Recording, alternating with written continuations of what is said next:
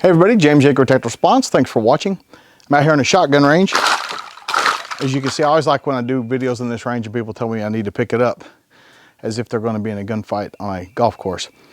A new holster, this tack slide from Galco, Kydex kind of holster part and the leather back part outside the waistband holster. This is for the Taurus G3. I think I've done some video with the G3. I haven't shot it much.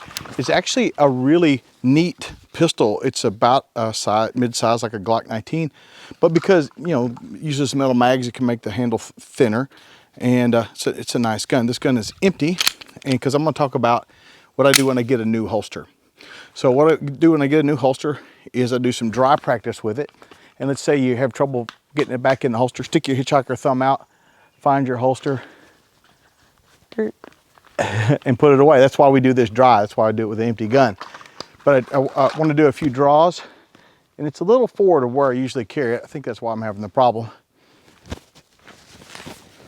Just a few draws and reholster, keeping that left hand out of the way.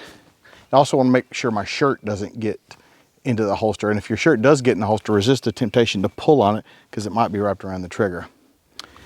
And I would be moving and saying stop, but I'm trying to do a video here. I'm just trying to get used to this holster. Your freedom ringing in the back there. When you're reholstering, make sure you keep your hand, your offhand out of the way. It doesn't need to be down here anywhere. It's a good opportunity for you to shoot yourself in the other hand. When you draw your pistol, make sure that your hands come together close to your body. The further away your hands are from your body when they come together, the more likely you are to shoot a finger off. So after you do a few draws and reholsters, then when things feel smooth, then you can start doing some actual shooting. The G3 comes with a 15 and a 17 round. And I talk about over insertion all the time, and people tell me I'm crazy. But why would a company, and Smith does this, plenty of companies do this, why would they go to rubble to build, to engineer that spacer if putting a magazine too long in a gun wasn't a problem? Why would a company do that? Because it is a problem. It's not a myth from the internet. And so I'll start with the 15 rounder, get the gun out, insert sharply, rack sharply. And I don't think you can see the target I'm shooting, but it doesn't really matter. I'm just trying to work with this holster a little bit. I mean, it matters if I hit the target, but not that much. Drawing the gun, sight, trigger. Okay, finger straight, reholster.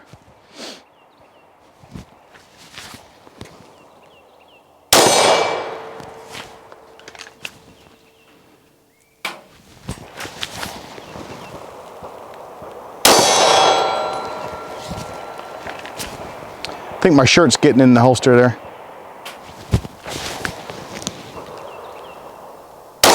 Keep the gun out. Tuck that shirt in, make sure it's not in the way. Don't worry about going fast. Just worry about doing the movements smoothly, correctly, maybe even robotically. And again, this drill really isn't about the shooting. Every shot's important. It's about getting used to the holster.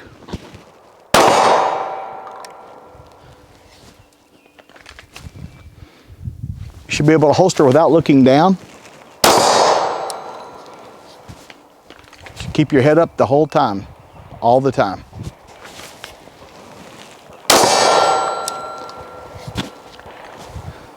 See what you need to see to make the shot you're making. One eye, two eyes, no eyes, both eyes, whatever it takes. See your sight, make the hit. Doesn't matter what your eye dominance is. Doesn't matter what hand you shoot with. None of that matters. All that matters is that you see your sight. Press your trigger smoothly there and make your hit. Shooting is simple. It's not easy.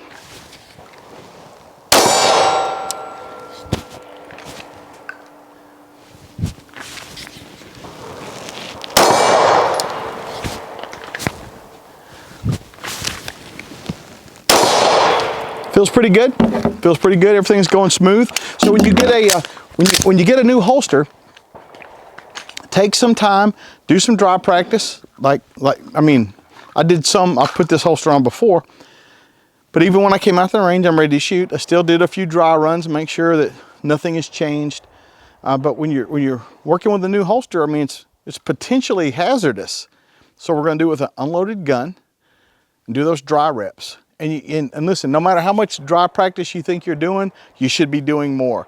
Most people don't do any at all. Most people wouldn't even consider getting a new holster and doing dry practice before they went to the range to get used to that holster. Like, it's the most underutilized thing that we have.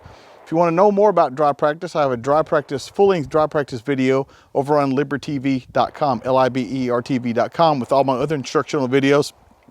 If you like those, it's $10 a month or $99 a year, and I promise there's more than enough information to justify that cost. But I'm going to just shoot this G3 some more, and I've been very, very pleased with the Taurus products I've got. None of them have broken or anything like that, and I know that there's a history, but they are trying to do better. And even the country of Brazil, they're trying to reinstitute a Second Amendment style law down there, so good on those folks down there. But I'm just going to shoot some more and try to see if I can hit some of this steel. But this is James Jacob for Tactical Response, reminding you that your responsibility to be ready for the fight never ends.